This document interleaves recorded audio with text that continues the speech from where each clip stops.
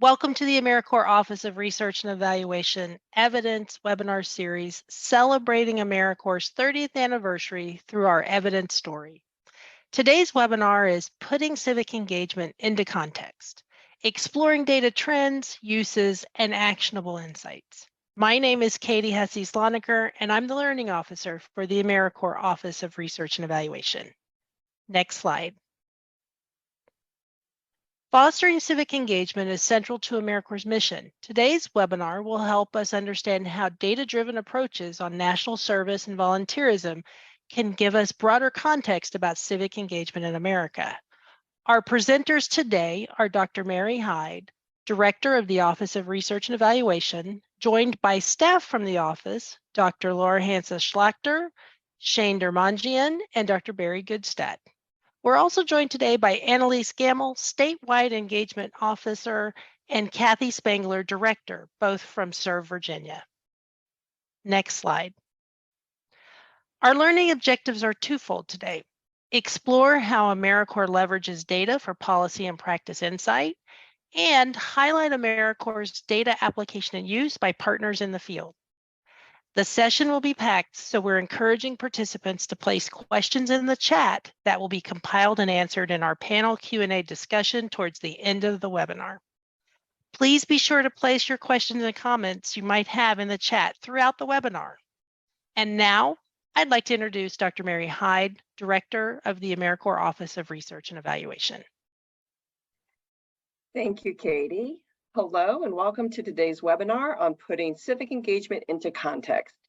Today's webinar is the fifth in our evidence webinar series, which, as Katie said, is celebrating AmeriCorps' 30th anniversary and our evidence story. Our last webinar in the series will be this summer, and we invite you to join us for that one as well. If we have not had the opportunity to meet before, I am Mary Hyde, and as Katie said, I'm the Director of the Office of Research and Evaluation. I am a community psychologist by training, and I've been with the agency for 11 years. Next slide, please. AmeriCorps' mission is to improve lives, strengthen communities, and foster civic engagement through service and learning. Given this mission, our vision in the Office of Research and Evaluation is to systematically assess the extent to which AmeriCorps contributes to lasting and sustainable impact across 4 domains of intended influence.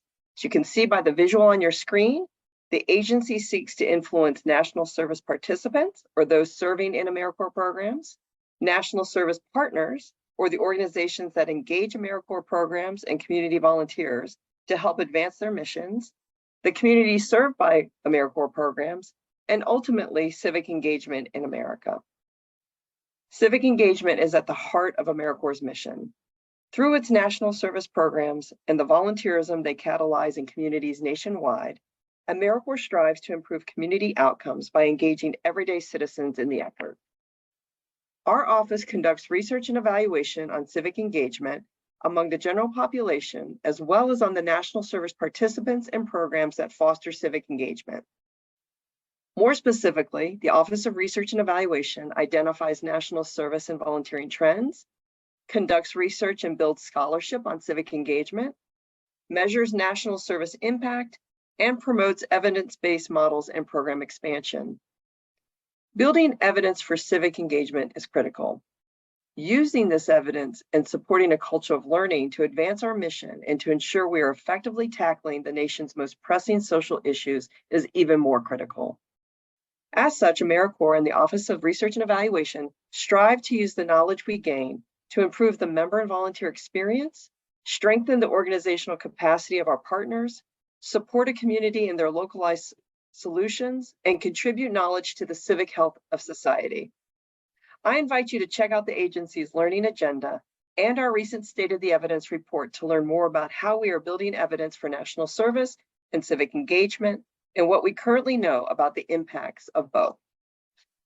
Today, we will share evidence that engaging in community life can transform individual lives and a community's ability to thrive. The data and findings that will be shared today show that formal volunteering, including the formal volunteering opportunities that national service programs provide, as well as informal helping and participating in community life in general, are all essential components of our country's social and civic fabric. Next, Dr. Laura Hansen-Schlachter will describe in more detail the various ways that we build evidence for AmeriCorps' mission of fostering civic engagement. All right. Hello, everyone. And thank you so much for that context, Mary. And we're so glad to have you all with us today. Next slide, please. Recognizing, as Mary said, that civic engagement is at the heart of our agency's mission and the work ORE, the Office of Research and Evaluation, does to generate actionable insights across the 4 domains of our impact framework, I want to spend just a moment unpacking that term, civic engagement, a bit more. If you talk to a dozen people about what civic engagement means to them, you may very well hear a dozen slightly different answers. In fact, I did just this when I was serving as a nonpartisan poll worker in my hometown of Madison, Wisconsin on Tuesday night. One person told me, oh, I think of civic engagement as giving back to the community. Another said it's about a duty to serve the greater good. And these answers reflect the fact that the term civic engagement really has no standard definition. And in fact, recent research by Philanthropy for Active Civic Engagement, PACE, finds that about 5% of Americans are unfamiliar with this term in the first place.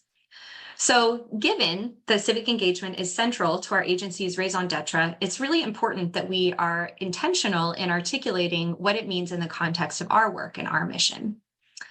Next slide, please.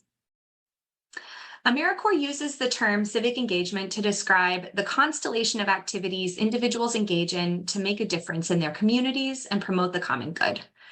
This definition recognizes that people imagine community and the common good in various ways, including and beyond geographic boundaries and formal institutions. For example, some people find community in their neighborhood, whereas others find it online. Some people serve in a 501c3 nonprofit, whereas others make a difference through informal acts of kindness, like shoveling a neighbor's driveway, at least here in Wisconsin. Volunteering through an organization is a prominent example of civic engagement, but it also includes activities like participating in a national service program, attending public meetings, and neighbors simply doing favors for each other.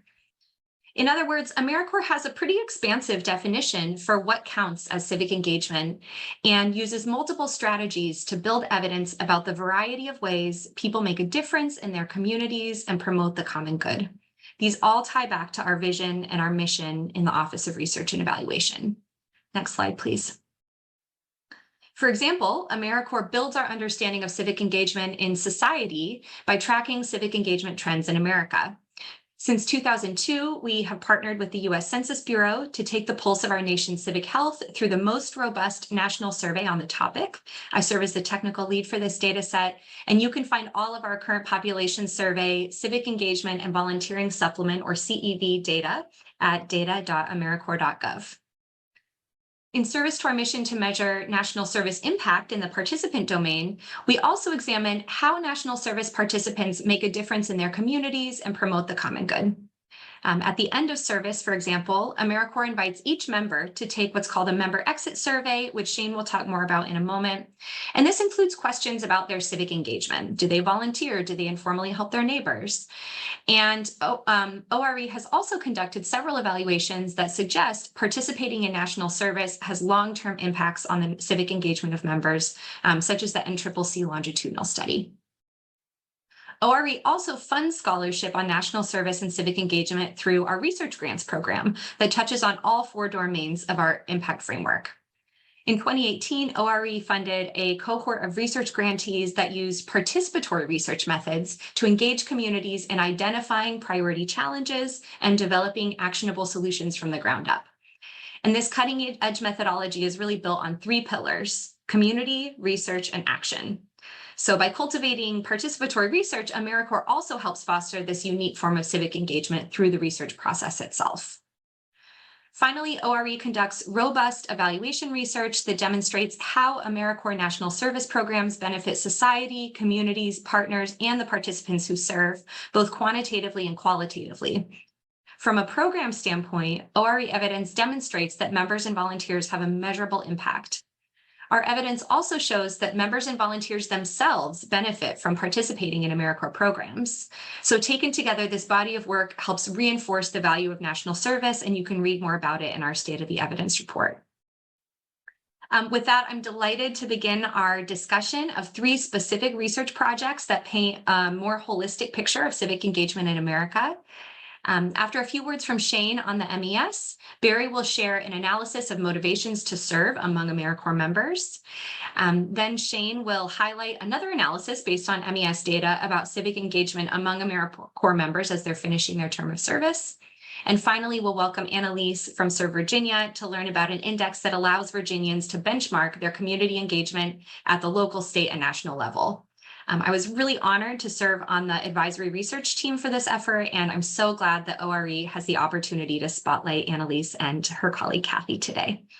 So thank you so much. And with that, I will pass it on to Shane. Great. Thank you, Laura. So my name is Shane Dermangian, research analyst with ORE. And as Laura said, I'm here to talk about the member exit survey. Next slide, please. So I'll just quickly give some background info before I hand it off to Barry, and then I'll come back in and talk about some of our thematic analyses. So as Laura said, there is both the impact on communities served that AmeriCorps has, but there's also the impact on the members themselves, right? It's that inside circle of that graphic that Mary had shown, right? Where members enter service and then they leave, very different than how they started. So next slide, please. So to that extent, we try to take a look at sort of where members are at when they leave their service, sort of how they feel about their service, how they feel about themselves, how they feel about, just general attitudes about what they just did for the past, however many months that they were serving. So the member exit survey meets these members when they leave, right? And that's either when they finish their service outright, as they signed up for, or if they leave early. And the survey began in 2015, and it's about 108 total questions covering a wide variety of different topics with a variety of different question types. And we'll essentially just compile the data on, fiscal year, right? But it's rolling. Basically, whenever a member leaves service, they are provided the opportunity to take the member exit survey, and they have up to 180 days to take it. And most of our analysis will just be of those members who started service 18 and up. And at this moment, the member survey is not provided to AmeriCorps senior volunteers, though I will talk more about that in a little bit down the road. Next slide, please. So looking at completion rates, we do have a fairly substantial completion rate for members, regardless if they left service early or completed their service. So down at the bottom of this table, we're always in that 75 to 80% range across the board for all members in a given fiscal year that completed their service. The percentage of members who left early that also completed their survey did increase around 2020, largely we're guessing probably because of COVID and more people were leaving service than years prior. But nonetheless, even in 21 and 22, the completion rate of the member exit survey has still been fairly high, consistently high across all programs. Members are taking this survey and giving us some really great insights into the overall member experience and how they feel about their service. Next slide, please. So also additionally, I should say that the top level statistics and summary tables of the member exit survey at the national level and then at the programmatic levels are uploaded to the open data platform on the AmeriCorps website. Currently, we have 2016 through 2022, and 2023 will be available very soon. Next slide, please. So underpinning the MES is the AmeriCorps member theory of change. Next slide, please. So what AmeriCorps hopes to achieve is the development of members that feel empowered and prepared as they enter the workforce. They go to college for the first time, they go to graduate school, they do literally anything else after AmeriCorps.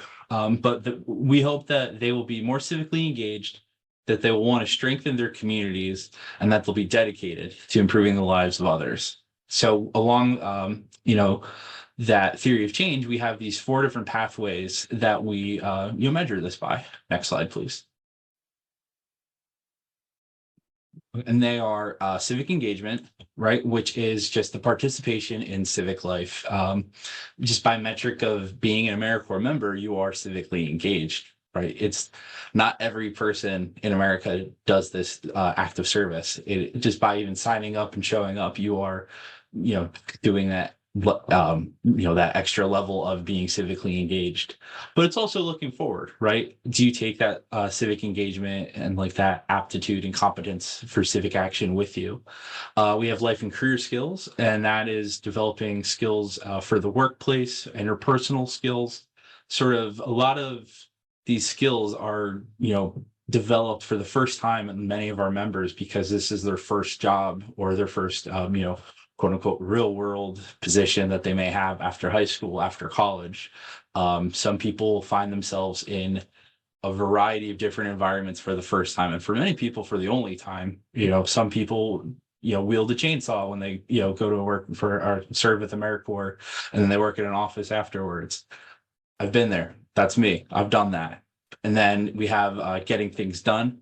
And that is sort of that grit, that, self-determination and self-confidence to be able to persevere through a variety of challenges. AmeriCorps service isn't the easiest thing in the world, but kind of being able to persevere through that develops sort of characteristics that can kind of guide these members through, whatever challenges may come their way down the road. Then we have bridging differences, which is being able to just, work with folks different from yourself. It's being able to appreciate and respect those differences. And just even, again, for many members, it's the first time that they are in contact with individuals different from themselves. So AmeriCorps provides such a unique experience for so many members where they are given the opportunity to sort of, determine who they want to be and what skills they want to develop and take with them. Next slide, please. And then just quickly, we have these other domains that take a look at how members feel about what they did during their service specifically, right? Do you feel that you were connected to your program? Do you feel that you were connected more so to the general AmeriCorps banner? Sort of how would you describe your experience more or less? And then are you satisfied by what you did? Can you look back fondly? Can you look back and say that AmeriCorps service was a defining moment in your life? We ask, why did you join, right? What brought you to signing up for AmeriCorps and spending those 1,700 hours as an AmeriCorps member? And then we have post-service plans, which is, sort of what do you plan to do with your education award that you earned after service? What do you plan to do as far as a job goes? Do you want to go in the private sector, the public sector, do another AmeriCorps service term, do a Peace Corps service term? You name it. And then do you feel that your training was adequate enough to prepare you to succeed in your role as an AmeriCorps member? Next slide, please. So I'm happy to hand it over to my colleague, Barry Goodstadt, and I'll see you in a bit.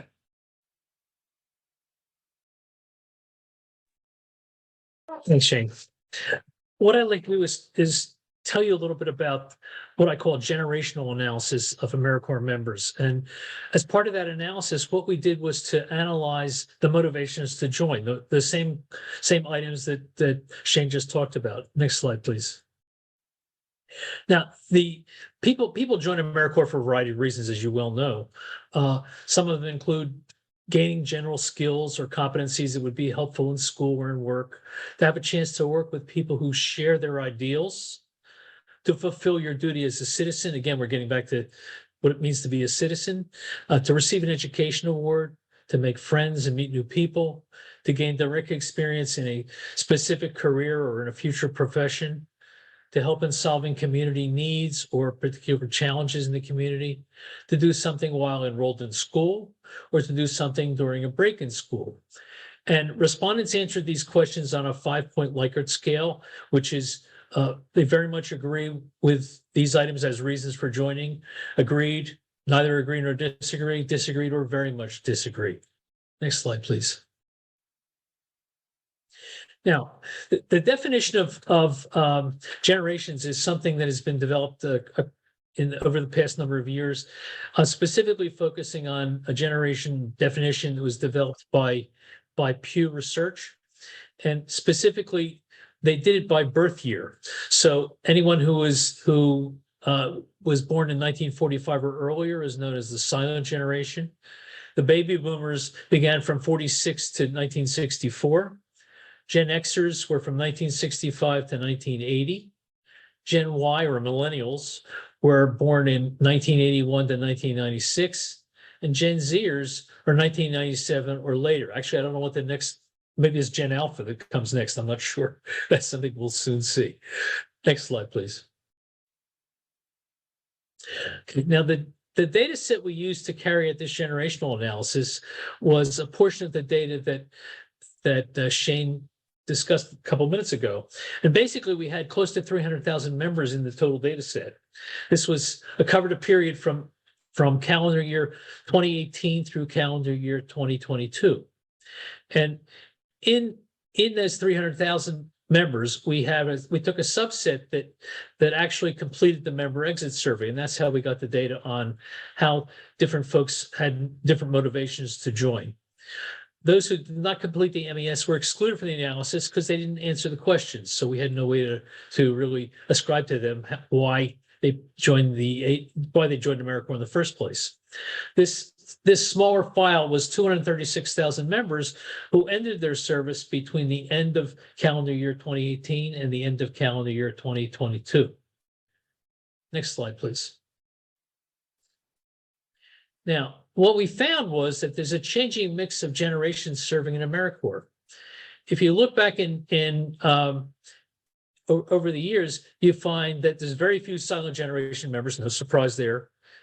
A small number of baby boomers, a number of Gen Xers, lots of Gen Yers, and plenty of Gen Zers. Now, what this means is that the silent generation baby boomers and Gen Xers represent less than 10% of overall AmeriCorps members. And beginning in 2019, Gen Z members reflected the dominant share of folks who were joining AmeriCorps.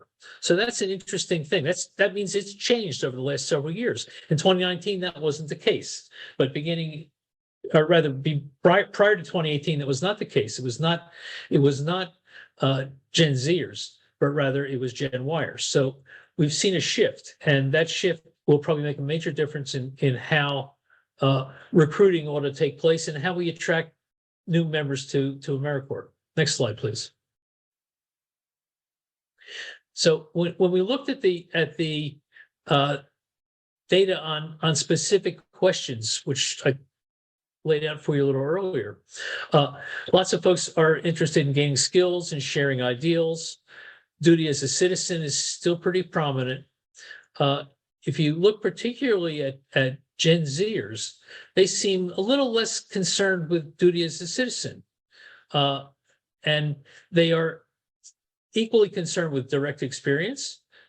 They're worried about solving community needs, so that's clearly something that everybody shares in common. They are interested in making friends and are concerned about trying to do things while they're enrolled in school. So some of these things may be changing over time, and that's what one of the things we're going to try to do is to watch that. Next slide, please. Basically, Gen Y and Gen Z now constitute the bulk of members, more than 90% who joined AmeriCorps over the last few years.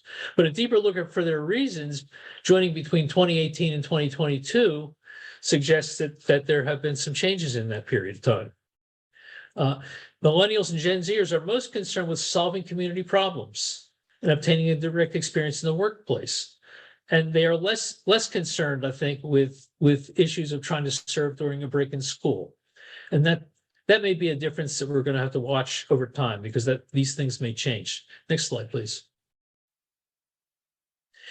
Generational analysis revealed that within non-senior AmeriCorps, again, the member exit survey is not administered to to AmeriCorps seniors, but only to ASN, Triple C, and Vista members.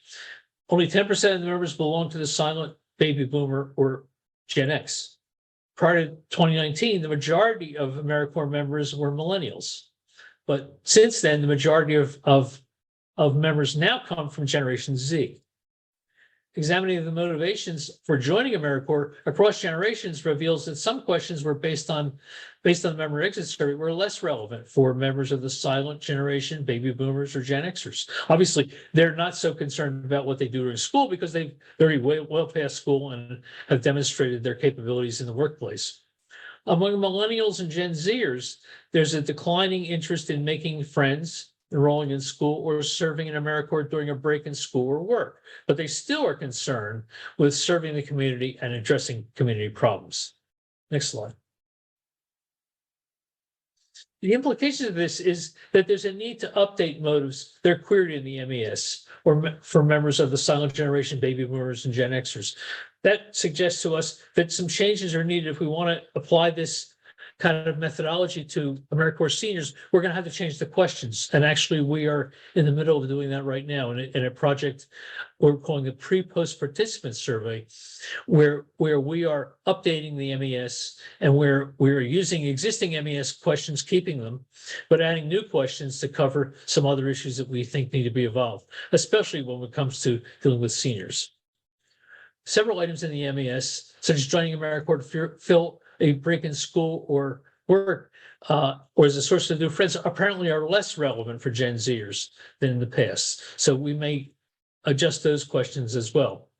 Given that motives for joining AmeriCorps are changing among recent members who are Gen Zers, a broad review of recruiting messages being used in advertising and promotional materials may well be in order. And we're hoping to pass that information on to the folks who do recruiting, both in various states and in our centralized recruiting operation.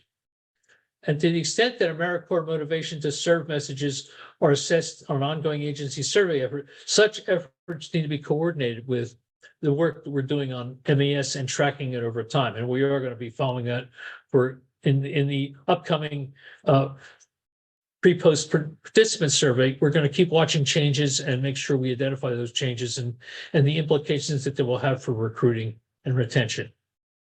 Next slide. Shane, I'll turn it back to you. Thank you, Barry. All right, I'm back. So for this section, I'd like to talk through some of our thematic analyses that we completed related to those 4 pathways that I had mentioned earlier. Next slide, please. So first up is the civic engagement pathway. So in this report, we took a look at members who finished service between 2017 and 2021. And we saw that members both think about their civic engagement in the present, right? As far as saying whether or not they voted in the last presidential election, if they think about socio-political issues facing the nation and their local community, how often they did. It was often. And then we took a look at sort of the future, where it's, do they plan to be involved in their community? Do they feel that AmeriCorps service made them more likely to donate their time or money or to volunteer if they felt that they were prepared to,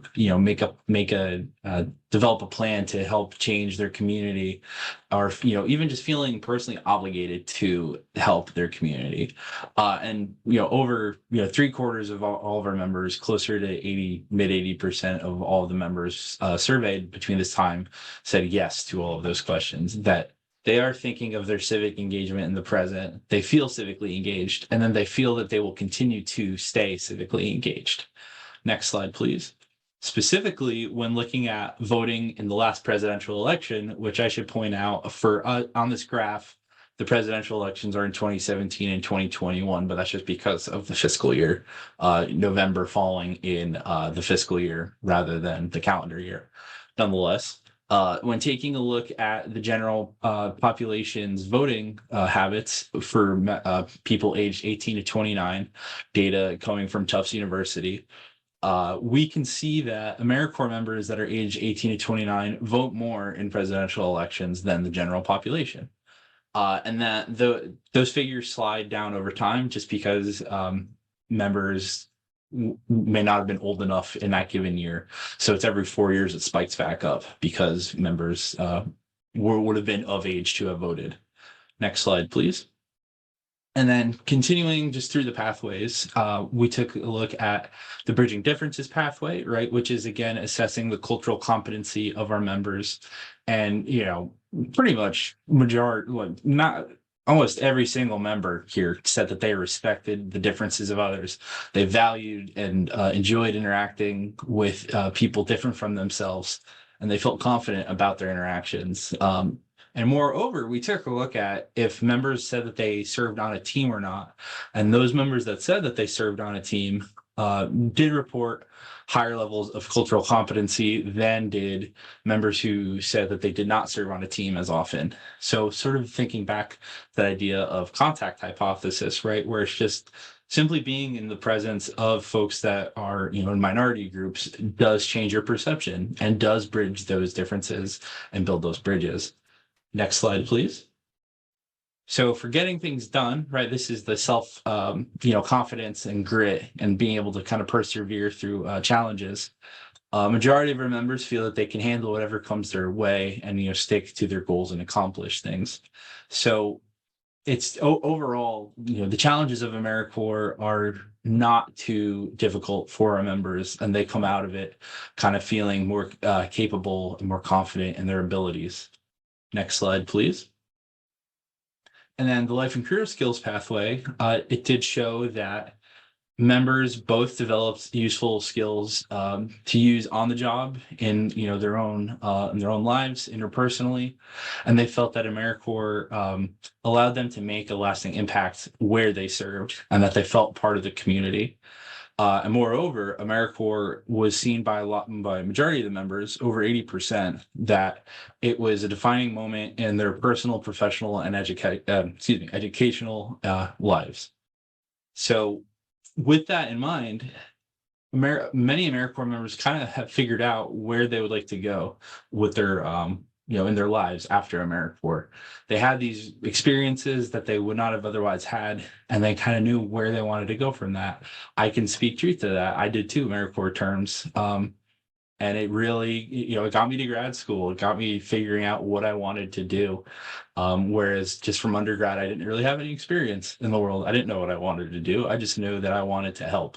And AmeriCorps is, it's such a direct line between somebody wanting to make a difference and not knowing how to, and then giving that person the tools and, the opportunities to do so. Next slide, please.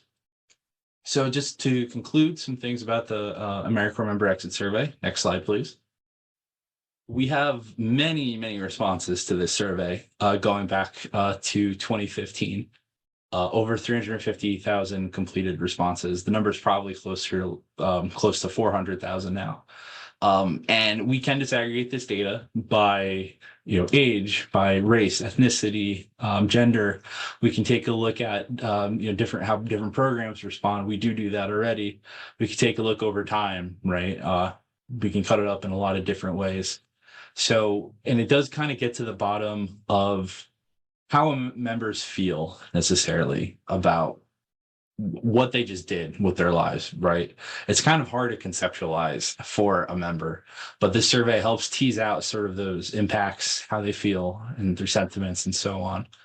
And then the MES, what we see in that can be used to influence and improve the member's service experience. It's a direct line to, boots on the ground members and thinking about how they feel and what they would wish things to be differently. Next slide, please. And then looking to the future, as Barry pointed out, we have a pre-post participant survey coming, which will replace the member exit survey. Because right now, as it's in the name, it is only an exit survey. We only get the post. But if we were to start asking questions at the pre, we can actually measure the impact of AmeriCorps on the members, right? We can track over the time, over the lifespan of the AmeriCorps service, how members change their responses, how they feel they've developed, and so on. It can point to AmeriCorps service to do so. And most importantly, this will finally incorporate AmeriCorps senior volunteers into the mix. They'll be able to take the survey as well and see how they are impacted by this.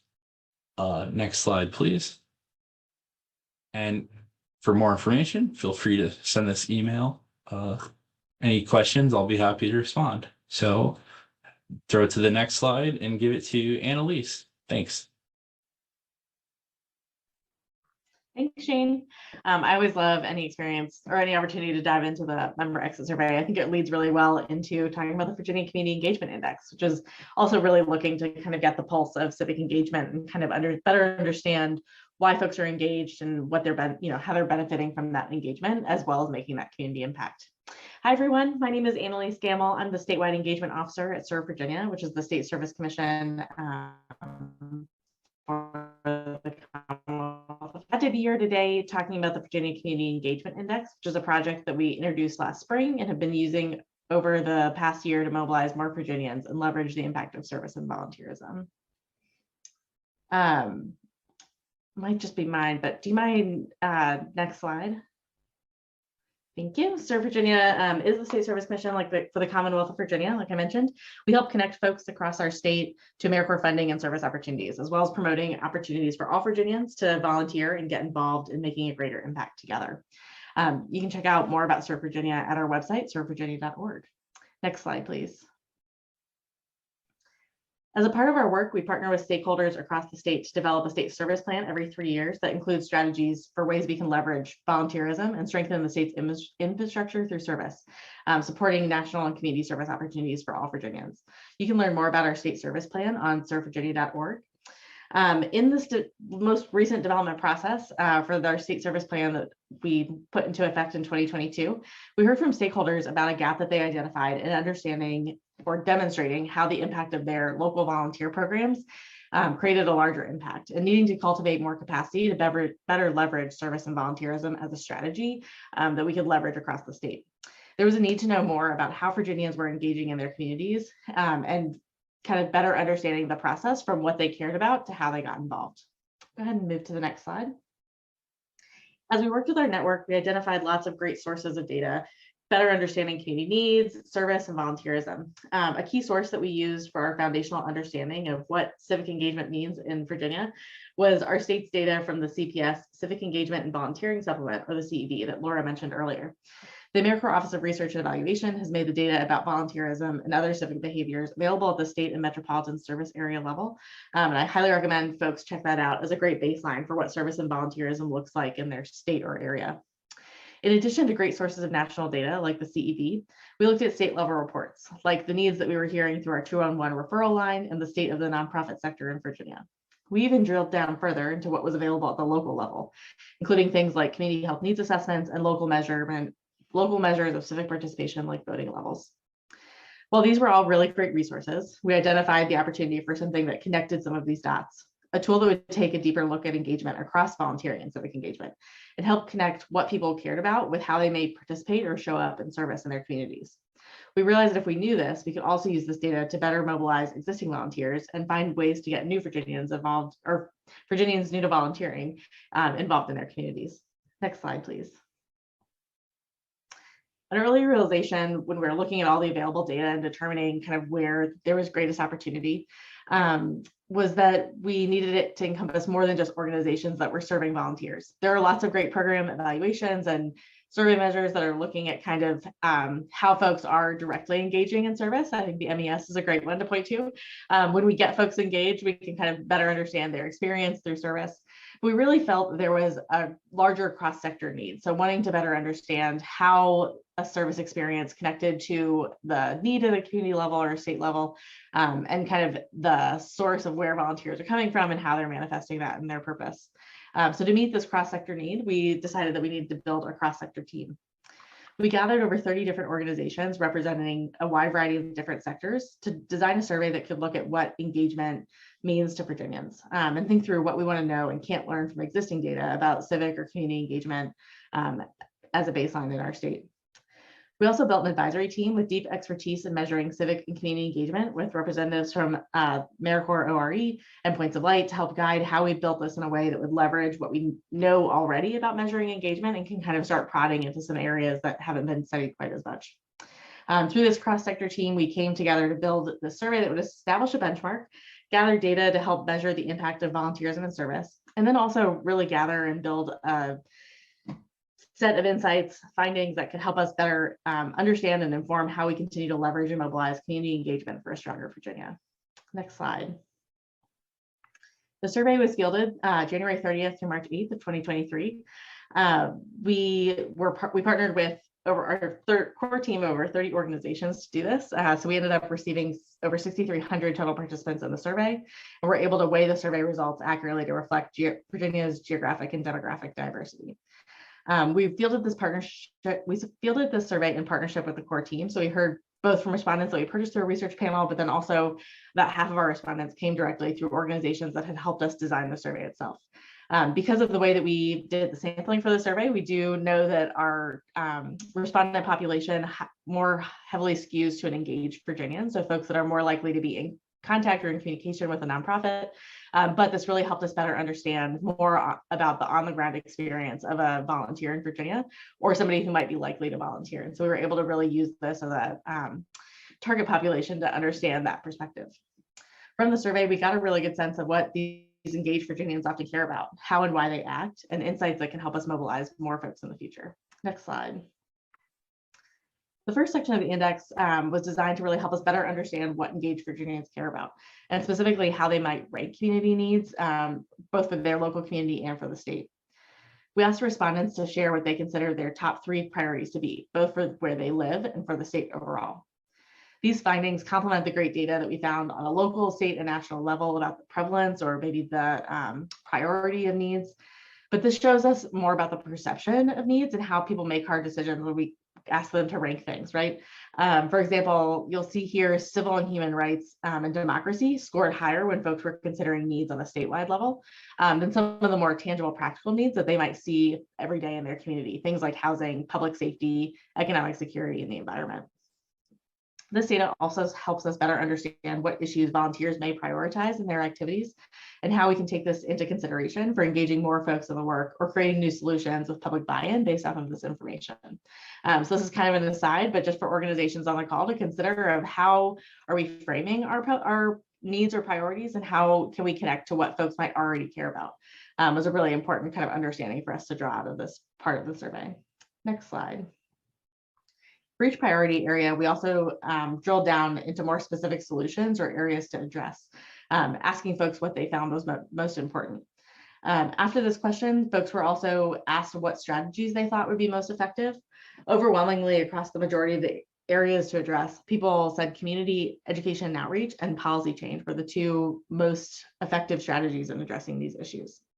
Knowing what needs folks care about and how they believe change will happen, we wanted to know if folks were actually investing their time and talent into the areas that they care about. So next slide.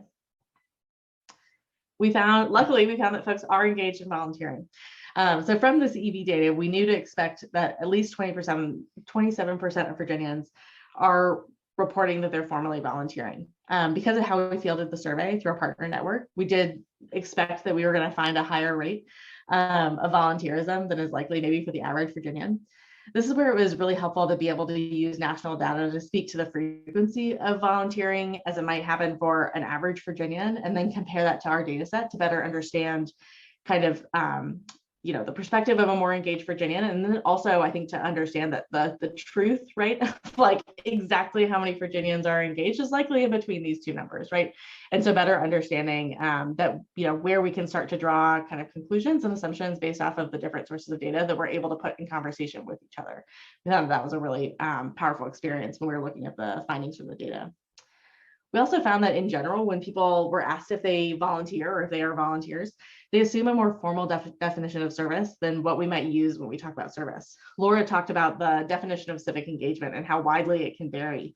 We found the same applies to volunteerism, right? So when we asked folks if they volunteer, a lot of folks said yes right off the bat. But we also found that there were there was a pretty considerable group of folks that said no, but then when we asked them, are you sure? And this was a strategy that we learned from the CEV, that they actually are involved civically, right? That they are volunteering and contributing their time and talent and treasure into different areas that they care about, but it wasn't something that they had initially identified as volunteering. We also saw that among engaged volunteers, volunteering rates have stayed relatively consistent.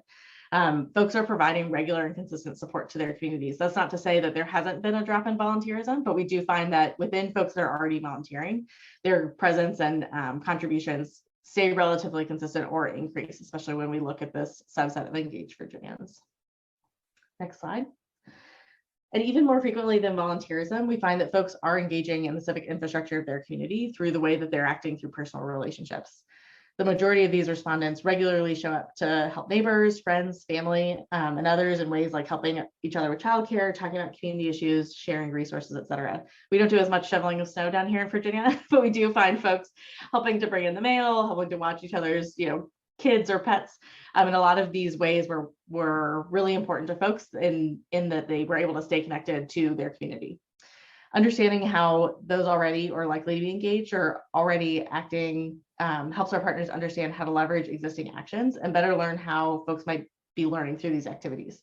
Organizations that already use volunteers might think about ways to ask their volunteers to promote service opportunities while they're out helping their neighbors or their friends or their family. Other stakeholders might consider how they talk about service and volunteerism and really casting that wide net to really get folks considering their engagement in a new way. Next slide. When we looked deeper into folks' engagement, right, so we know that they're engaging and that they're engaging consistently, we also unsurprisingly found that they are engaging in the same areas that they identify as their community priorities. We know that there's not always a clean one-to-one comparison with where folks volunteer and what they care about, but we did find that there's a lot of alignment, and that we know that it's important to consider, where folks are already showing up. So somebody might have a passion for the environment or disaster and crisis response, but in other times of the year show up consistently as a food pantry volunteer, right? And so thinking about how some of these issue areas intersect and finding ways to help leverage community priorities in one area to where folks are already investing their time. Next slide. Now, thinking back to when we asked people what they think would be the most effective strategies for change, they said policymaking was the number 1 or 2 strategy that would be most likely to create an impact in an identified community issue. While we see that engaged Virginians are likely to engage in civic action, it is most frequently these low-touch strategies like voting. Even engaged Virginians are less likely to go to a meeting or contact elected officials, even though they think policymaking is how we're going to create change in areas that they care about. I know this slide can be a little bit hard to read, but the top 2 actions are voting and donating to non-political organizations. We then see less participation in activities like sharing materials or content, political donations, and even less participation in active strategies like marches or rallies. We don't personally have a stance about if people should be regularly marching or fundraising for areas that they care about, but we are interested in seeing how people align their actions and what they think is going to be most effective. If policy action is the desired strategy to address a priority, what opportunities exist to leverage service and volunteerism as a way to engage people in creating the change that they want to see? Next slide. We found that a core reason for this disconnect may be because there's a lack of trust in government overall. We asked specifically about who they trust to do what is right and found that government ranked pretty low. In another question I don't have pictured here, people also shared that they don't believe there would be a lot of impact or effect of them taking an issue before state or local government. This lack of belief in self-efficacy, combined with low levels of trust, identify an area for nonprofits and volunteer-serving organizations to consider, especially with the predominant belief that policymaking is important. Next slide. However, there's an opportunity here overall. The reason why I say a lot of this is not to just say nobody believes the government can create a solution, but it's really to kind of identify an opportunity for those of us that have trusted relationships with volunteers and those that are already engaged, and finding ways to help leverage that as an opportunity to share information and share, maybe educate about community issues, and seeing the impact of that kind of as folks are then engaging in civic action in their communities. I say this is important for nonprofits to consider because nonprofits are actually pretty trusted sources of information, right? As we think about how policy change can happen, there's often an important role for nonprofits and others that may not normally see themselves as a policy, stakeholder, in thinking about how they can impact volunteers as individuals outside of kind of traditional lobbying or advocacy. Other studies have looked more specifically at the nonprofit role in advocacy, but what we were most focused on here was looking at how trusted organizations can leverage their role, maybe directly engaging in policy or civic action, but also more broadly to think about how communication strategies with volunteers, for example, can be leveraged to educate an overall audience. Next slide. So what does all this boil down to? A lot of these are really interesting findings, and we've taken them in a variety of different directions, really implementing them at the community level. But a core part of the index for us was really gathering these insights around mobilization. I've highlighted a couple of interesting takeaways and how we've been able to use those findings with our partners. But we also specifically wanted to use the survey to better understand not just if and where folks volunteer, but what got them there and how they continue to stay engaged. So next slide. When we asked people why they volunteered, we found that a motivating reason was the strongest connection to if they'd actually volunteered or not. And that relationship is much stronger than the barriers are to whether or not somebody will or won't volunteer. While barriers don't come close to rising to this level, meanwhile, barriers do not come close to rising to this level of statistical reliability. This just means that barriers are not maybe the most important reason that impacts whether or not somebody is going to choose to volunteer or not. This correlation is simply that barriers do exist and that they're important to acknowledge and address as we can. Focusing on motivators just helps align with our overall guiding principle of embracing a strengths-based approach. We have strong knowledge around motivations and how they help to influence behavior, and not as strong knowledge of how those behaviors might actually create an overall influence of behavior. I say all that to say, we found that there was a statistical reason to focus on why folks get into volunteering and the motivations for their volunteerism, and that barriers are something that we can work with folks after they've been activated. Next slide. So what keeps people volunteering? We found that themes of feeling fulfilled, useful, and believing in the work are all important to what keeps folks engaged in service. We're partnering with organizations and communities to think about ways that this data can inform everything from volunteer recruitment and invitations to serve to volunteer recognition and incentives like campaigns where we recognize volunteers for their service, and then also specifically connecting all of this to community impact. If you're interested in more about what we found regarding how folks get into volunteering and what keeps them going and how barriers fit in, you can visit our website for more of the deep dive on insights from mobilization. As we dig into the insight, next slide. As we dig into the insights, we're taking an action focus to make sure that we translate the information into strategic opportunities. For example, we used a segment analysis to look closer at how folks are engaging in ways we might be able to specifically leverage their engagement instead of just focusing on more volunteer hours overall. You'll see here that one way we're considering leveraging volunteerism is thinking about each type of volunteer and how we can help them feel fulfilled and empower them to create deeper outcomes through their service. Another key finding is that we're making sure to share is that the only barrier that did have an influence on whether or not somebody was likely to have volunteered or not was if they'd been invited. Thinking about how organizations, and by extension our volunteers, are inviting others to serve is just an important consideration as we look towards goals for increasing and improving service and volunteerism to make a greater impact in our states. Next slide. And then finally, we're bringing this out into places and spaces where it can make a difference. From informing our training and technical assistance broadly as a state service commission, to specifically advancing local initiatives and partnership with our networks, we're using the VCEI as a tool across what we do. We continue to use the foundation of a cross-sector core team, a network of partners, and unique insights to take the VCEI from being a great, interesting data set to really creating approaches that can put insights into action. We focus on leveraging this as a tool to apply across specific focus areas instead of focusing on service and volunteerism as its own topic. By cross-cutting focus areas, we can leverage more resources for the common goal than if we focused on volunteerism within each focus area as their own silos. Next slide. And then specifically, we've asked folks that we partner with to consider different ways that they might engage with the work overall. We know that these aren't mutually exclusive, and we want to help folks consider how they might be able to use these insights on different levels to achieve the overall goal of more Virginians creating a positive impact. On a specific level, we're using tools like a new public dashboard for folks to be able to dig into the VCI data themselves and see how findings play out for their region or specific audiences. We're also widely engaging partners to look at this data alongside other sources of information to paint a more vibrant picture of engagement and see opportunities for leveraging service as an asset and as a solution. Looking at how volunteers are being used alongside sources of information like the AmeriCorps CEV studies and points of light can start great conversations about how to increase service and volunteerism in communities. Next slide. We introduced this tool about a year ago and have worked kind of consistently since then to bring this to a larger audience. We've learned a lot about what works and we are excited to share. Specifically about the VCEI, you can find more information about this data on our website, servevirginia.org. I think the links have been coming through in the chat. We can also attest to the importance and value of engaging stakeholders widely and broadly in these undertakings. Nothing about this project could have happened without the partnership of others. From beginning the process with our cross-sector core team to sharing the VCEI with groups of folks like employers and government leaders, we found that it's important to connect service and volunteerism beyond those with a dedicated interest in engaging volunteers. Without getting multiple perspectives in every stage of the process, we would have missed nuances, like discovering the difference between calling something civic engagement versus community engagement, and how individuals, organizations, and institutions are thinking about engaging their members or their audiences in service.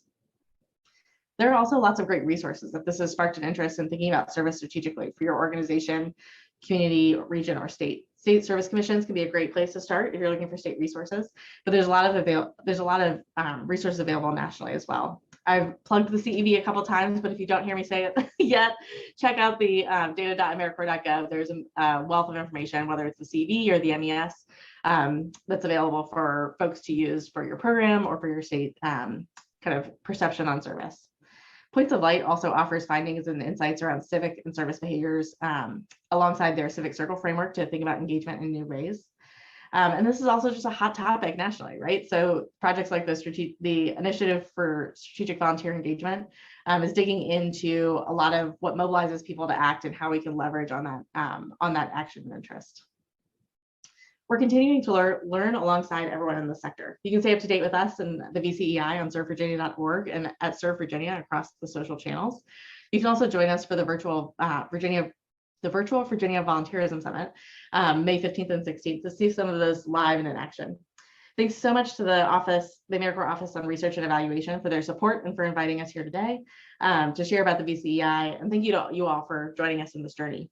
I'm excited to pass it off to Kathy Spangler, the Director of Serve Virginia, to share a reflection on the value of this work for the sector. Kathy brings over 40 years of experience in the public and nonprofit sectors, leading a wide variety of state and national initiatives that have used evidence-based interventions and data to demonstrate impact and efficacy. So take it away, Kathy. Thanks so much, Annalise. Great work. Good afternoon, everyone. I'm so excited to join you today and really do want to thank the AmeriCorps Office on Research and Evaluation for this opportunity. You know, today is a date that I have been waiting for my entire career. I am officially eligible for full security retirement benefits. So my reflection may have some generational feel to it. You know, my parents' generation saw their Social Security retirement date as the finish line. Us baby boomers, we just don't see it as an endpoint, even if the government keeps pushing back the age eligibility date. I am a bit surprised that today isn't really such a big deal, because I don't feel quite finished with my work contributions, as good things are happening. So as I look forward to the day when I and my fellow boomers will pass the baton to our colleagues that are waiting for us to move along into our next horizon, it is to offer this simple tone. Let's get focused on the long game to prove our impact and strengthen our influence. I've worked in the human and community services field at the local, state, national, and international level for 45 years. And we keep redefining process points over and over, just in time for the next priority, agenda, or funding source. I suggest it's beyond time to commit the same energy to proving our impact and influence. You know, at Serve Virginia, and likely all of you, we just don't have the resources to develop targeted approaches for everything we do. So we're committed to strategies that reinforce our unifying purpose and value. For example, our VCEI project, we used a collective naming convention with community engagement. We utilized insights from a national study that suggested that the term civic health was not well understood and created, as we've heard this afternoon, and at least there are perceived barriers. We wanted the broadest reach and activation possible. And community engagement is what I call a simply elegant term because it allows focus or scale and can unify or galvanize diverse and sometimes disparate interests. We spend so much time and money on what we name things when we have such a universal purpose and value proposition.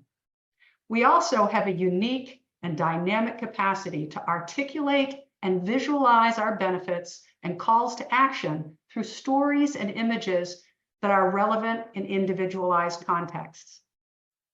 Singularly, you may see the VCEI as a data set that provides insights around what motivates individuals to serve or volunteer and what issues they care about. And it does. Strategically, however, we are intentionally building shared common purpose as an actionable pathway to apply the VCEI data for collective impact. As unique organizations across our sector, we like to say that we have common purpose, but we often keep our brand identity front and center when we try to advance the overall agenda. Invariably, it struggles to succeed. We should use data to design an agenda for sharing so that we can advance what we say is our common purpose. It is hard work to give voice to a group of stakeholders, but I can attest through unique experiences in every organization I've worked. Facilitating shared common purpose across multiple organizations who will each have to leave their proverbial brand identity at the door to accomplish something bigger is exactly where the magic happens. The benefits are always unexpected, and it would be my hope that our sector can come together in this way intentionally for the long game to prove our impact and strengthen our influence. Here's why I know it can work. Our VCEI project was designed to provide data insights that would be actionable, not just to provide information. And because the data about why people engage in community is so compelling, when reviewed, stakeholders who didn't know they were our partners in this common purpose have independently identified service and volunteerism is worth investing in as a strategy to improve, enhance, and address community needs. The data is compelling, and now we are incorporating it into all of our grant making to strengthen the probability for broadly supported and successful AmeriCorps programs working in concert with other initiatives.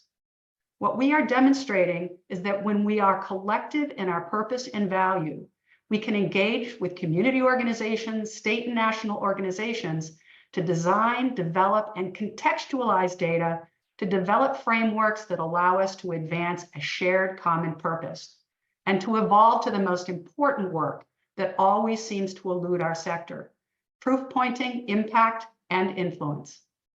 Process will always matter, but we can't get stuck there. Our sector does extraordinary work and has found the support to deliver incredible results for members and communities over time. And we have the greatest stories, but they are not enough to advance a shared common purpose that is worthy of comprehensive investment. What we haven't invested enough time in is building a data-driven performance framework to track impact and influence. This is an area that I believe state commissions, national organizations, and AmeriCorps should collaborate on aggressively so that as we come through the 30th anniversary, we know what proof points of impact and influence we plan to articulate 3, 5, 10 years from now. I'm so grateful to AmeriCorps and Points of Light for their partnership on the VCEI project. We used ARP funds and hope it is a huge value to the field. As I look at just my team at Serve Virginia, with 5 brilliant AmeriCorps alums out of 8 staff, I believe in possibilities around a future where we are operating with a shared common purpose and collective impact at our core. We can do so much more on the data front to learn and leverage from each other to specifically build a shared common purpose for long-term impact influence and impact and influence. As I reflect on my experience in this sector, I see an abundance of energy to lead in the moment, and we need that. However, I believe there is a unique capacity in our sector as we pass proverbial batons to new generational leaders. I suggest we focus on what matters most in leadership, and that is to shoot for the ages, much like Harris Wofford, Ted Kennedy, and Orrin Hatch believed we could. To do that, we need to first rigorously affirm what our collective and simply elegant purpose and value proposition is and will always be. Second, intensely focus on doing the work to build a shared common purpose at all levels and through all our work. And finally, lean into what has eluded us for so long, investing in the proof points that will quantify our impact and influence. Thank you. Now I'd like to invite Dr. Laura Schlachter back to lead our Q&A session. Thank you so much for those remarks, Kathy. We are so grateful to have you here. And I'm going to invite all of our panelists to come back on screen here and turn your cameras on so we can have some discussion. Kathy, I love that you picked up on this kind of idea of weaving in a generational perspective and building this shared common purpose, because that really is the name of the game these days. And I'm curious for you and Annalise, can you tell us a bit more about kind of concretely, how is Serve Virginia using the VCI specifically with your AmeriCorps programs and members? You mentioned, for example, you've begun to incorporate that data into grant making. So we, with our current planning grant cohort, we have 3. We are employing the VCEI in terms of local convenings to share the data and to build community networks that would support this new opportunity for an operational grant. In our current formula round, which is currently in process of selection, it was part of the application process. And we actually required that grantees, applicants would incorporate the VCEI into their thought process, both in the planning and the operational phase, that they would use this data, look at it at a statewide and a regional level, and to begin to take that data and apply it to their quality program design, their relatable partnerships in community, and to really see that arc of how an informed quality program can look at how to recruit better, how to retain better, how to reach and support community needs better. So we think that it independently has value to any organization across the Commonwealth that wants to dig in and benefit from it. But we specifically believe that having invested these resources, that it has to permeate through our AmeriCorps portfolio such that it resonates and is a model for how to build strength-based programs in community that are supported and advance meeting community needs. I would just add that we're using it specifically when we think about member recruitment and retention, as we start to think about what that invitation to serve looks like. So not only inviting folks to come alongside our AmeriCorps programs in the general quest for service, but also thinking really specifically how we can help train our programs on, really successful evidence-based, data-driven ways to help recruit a strong core that is motivated to serve. And so that's kind of the other way that we're implementing the data. I love that. And there are a couple threads I want to pull there. One, I'm going to invite Barry to come in and also Mary in a moment. So thinking about the way that you're leveraging VCEI data to kind of inform recruitment efforts. Barry, I'm also curious if you have any reflections on kind of what these differences in motivations to serve mean for recruitment and retention, kind of at the general level. And then Mary, thinking about kind of given that incorporation of VCEI data into grant making, any reflections on incorporating data kind of at multiple decision points within an organization, if you have any reflections on that. But first, Barry. Oh, I think you're on mute. Okay, there we go. I think it seems to me that the generational differences are there are some differences across generations. I think there's some common core items that seem to be consistent no matter how old people are when they decide to serve.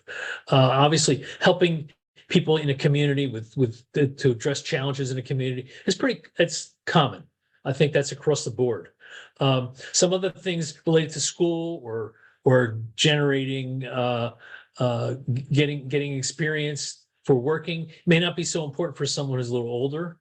Although I take that, maybe I shouldn't say that just now. I'm working on a project right now for AmeriCorps seniors. And in fact, the purpose of the AmeriCorps seniors project is workforce development, because some seniors have decided, I had a career and now I'm looking back and saying, maybe there's some things I could have done differently and I'd like to do it again and take another shot. And we are seeing some people who want to do that. And I think we have to reflect on that just because someone's a little older doesn't mean that they've given up and they're not going to work anymore and not going to try to work anymore. Maybe not engage. Maybe they still want to engage in the community. And that's a lot of what AmeriCorps Seniors does anyways, engage with the community. So I think there's some common elements that cut across the board. Doesn't matter how old you are. Yeah, so really thinking about kind of how can we embed these kind of evidence-based insights throughout the organization, right? Throughout the member life cycle, for example, really building that culture of learning. Mary, I'm just wondering, as you listen to Serve Virginia talk, do you have any sort of more general reflections from where you sit at AmeriCorps? I mean, I think there's some parallel examples of what we're doing here at the national level that is happening in Virginia, and I'm sure other states as well. To take directly the example that Kathy gave of integrating the VCEI data and in their formula grant application, we have for several years been asking applicants in the competitive grant process to share their evidence and to integrate data so that as a federal agency, we are able to prioritize investment in data-based, evidence-based program designs. And so I think that's sort of the parallel example at the national level. And I think as we've all been saying, all of these efforts to build data is to use it in the service of insights and action. It's not simply to have data for the sake of data. None of us are affiliated with an academic institution whose careers depend on building knowledge for the sake of knowledge. We're here to build knowledge for the sake of action. And so I think that is, a goal, as everyone has been saying. And I guess I'd give one last example of how we hope to generate a culture of learning, a culture of data-driven decisions at all sort of levels. And that is, we have spent 6 years studying our NCCC initiative. And one of those studies was specifically to take a look at the reasons that people join, but the reasons they stay and reasons why they leave early. So that is hopefully giving us insight into what that might look like for other programs. And I think that not only did we use the design of those studies, but we're also, I think, learning similar things with the new Public Health and AmeriCorps initiative and the national evaluation of that. So we're using these strategies of generating evidence and generating data, both in the short term and the long term, to do, as Kathy was saying, develop these proof points, to develop points of inflection where we might be seeing challenges. So let's use that data to either pivot or to stay strong on a course that seems to be working, but it's all in the service of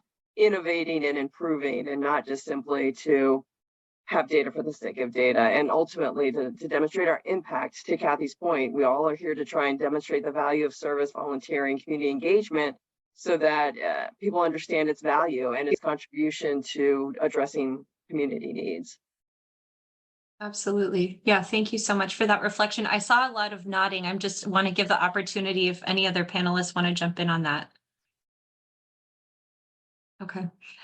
Another point I was really struck by is, Shane, as you were just describing the enormity of the MES data set and the really exciting opportunity to build that out into an enterprise survey, thinking about kind of actionable insights contained in that data.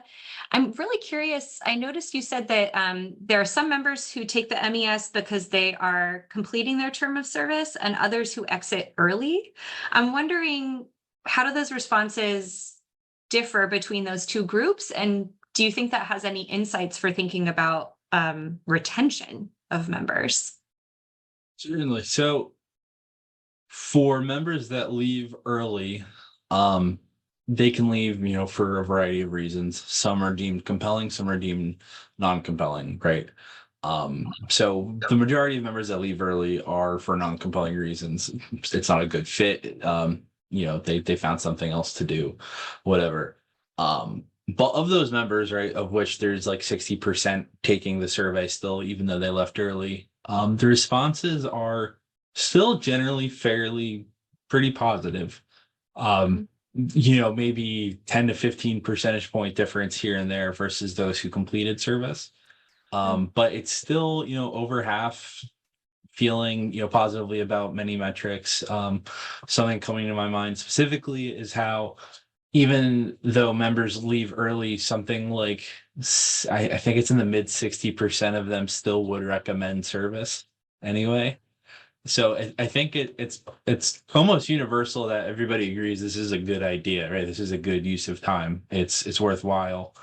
But there's a million factors at play for every single life that, sometimes service, it's a big commitment, it's not for everybody. But I think the idea is for everybody that AmeriCorps is like a good. And I'm sorry, what was the second half of your question? Yeah, you answered it. Right, Thank great. you very much. Yep, you're 5 steps ahead of me. Cool. Yeah, and the other thing I'm just really struck by, sort of thinking about, okay, so today we've talked about, what are some of the motivations that get people in the door? Whether that's for volunteerism, whether that's for national service, and then what are some of the trends we see in the impacts of that service over their life course. I'm thinking also, Kathy and Annalise, you also sort of talked about the long game and thinking about the longer term vision of building this common purpose. I'm wondering if, just this is a question for the whole panel, if you have any reflections on this sort of more expansive idea of civic engagement that includes, things like volunteerism, but also, as you noted, that term doesn't necessarily always make sense to people, right? And thinking about over the life course, the real variety of ways that people are engaged. How do you see that in your sort of day-to-day work?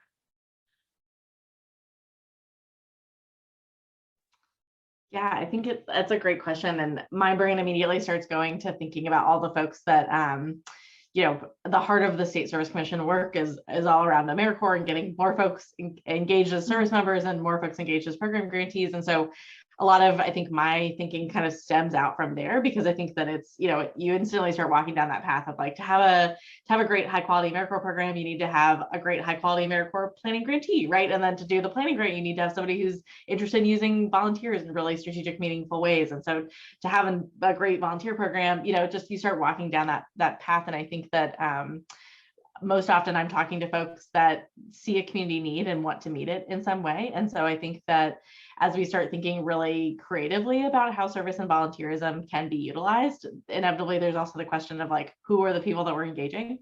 And so I think that there's this really rich conversation about, what do folks care about? What's motivating them into action? And then I think that there's an endless sea of ways that we can receive that engagement, right? Of like, if somebody's willing to step up and say, I want to join, or I want to be involved. And I think that there's so many different ways that that exist and that don't exist yet, but can exist, that we can really engage folks. And I think that really just cultivating that interest and that passion for engagement is really what helps our sector kind of from a foundational level be strong and be thriving, because people know that they can get engaged, right? That they have that opportunity, and also that we're offering opportunities that meet people where they are. I know, something that comes along with a lot of this work of thinking about how folks are engaging is also that how folks have the capacity to engage. And so I think the more we start digging into what opportunities folks have and are realistically able to activate on is a really great question as well, when we start thinking about cultivating that like sense of spirit for civic engagement within folks. So I'm 3 years in with the State Service Commission, and my observation and over my experience is that the 20th century view is it's always been an either or. There's service and volunteerism. Instead of looking at how do we understand what motivates, and so the MES, all this data is so helpful for us to do both and, right? If we can integrate this into a more simply elegant kind of value proposition for individuals to see pathways to contribute to community life, then we have lots of options for them to consider. We've been bifurcating ourselves. It's a binary choice in how we administer our work. We've got to become the 21st century sort of both and, give people pathways to contribute to community life. I think that's the transformation that data can help us evolve to. Mm-hmm. Yeah, thank you for that. And I see Barry, do you want to jump in on that? One of the things I did Very a couple nice. years One of the things I did a couple of years ago was to do something very simple, which is look at LinkedIn. Lots of people have access to LinkedIn. And you do a search on LinkedIn and search for AmeriCorps. And the listing of people that come out when you do that is phenomenal. Where these people go after they serve AmeriCorps, I don't know how to quantify it. It's huge. People are very well positioned for all kinds of contributions to society, be it nonprofit, be it government, be it private sector. They're incredible people. And maybe what we're really doing is selecting out incredible people who go out and do what they should do. And maybe AmeriCorps helps them shape that a little bit and figure out where they're going, and finally give them some pathways to think about. But at the end of the day, after all these years, the 30 years of AmeriCorps, a lot of these people are doing all kinds of phenomenal things. And I'm amazed every time I look at it. I don't know how to quantify it. It's such a big. It requires AI to do it, I think, but I don't know how to do it. But it's really something else, and I think that's a key thing we ought to keep in mind. All these people are going to be somebody someday, somebody really important in our society. Yeah, thank you. And with that, I'm going to hand it off to Mary for the last word. I was just going to build a bit on Kathy's point. One of the things that strikes me about what's been done with the VCEI there is, you've engaged all of these other sectors. And so you've identified in the state of Virginia those who are engaged in all kinds of ways, not bifurcated by service or volunteering or whatever the term you want to use. And so I see the power and potential in that of, one, increasing awareness of formal national service to these pockets and sectors in a community in a state that may or may not have been familiar with it before. But it also gives access and eyes into the needs so that service can tailor what they're doing in communities, right? So it's this reciprocity, the power of reciprocity, and a further integration and sort of blurring those boundaries, as you're saying, sort of making this more of a holistic collective effort where it's not either or, it's all of it. And so how do we strengthen all of the spokes of that wheel as a result? And that's what I think the power of your approach is. And I know other states have done things like this, or others, smaller entities have done things like that with that framework. But I think that's the real potential and power of what's happening there in Virginia. Yeah. And again, thank you all again so much for joining us today. I'm going to hand it off to Katie and our webinar support team to wrap us up. Thanks, Laura and panelists. We're now at the close of our webinar. We'd like to thank each of our presenters for making the time to share their work with you today. We hope we hit our mark on our webinar objectives and that you walk away from the session with a greater understanding of AmeriCorps and our partners' work in civic engagement applied research. Our final webinar in the 30th anniversary series will be in June. Please connect back to our evidence webinar page on AmeriCorps.gov to find out more about the topic, the date, and the panelist discussion. I'd like to extend a thank you to our Guardians of Honor colleagues for their technical support and coordination. This webinar recording and support materials will be posted on our AmeriCorps.gov website under Evidence and Impact Webinars within the coming weeks. Please feel free to share with your colleagues and networks once the recording and support materials are available. We will also be sending out a post-webinar survey, so please let us know your thoughts on this webinar and any ideas for future webinars. We hope you all have a wonderful rest of the day, and thank you very much for attending.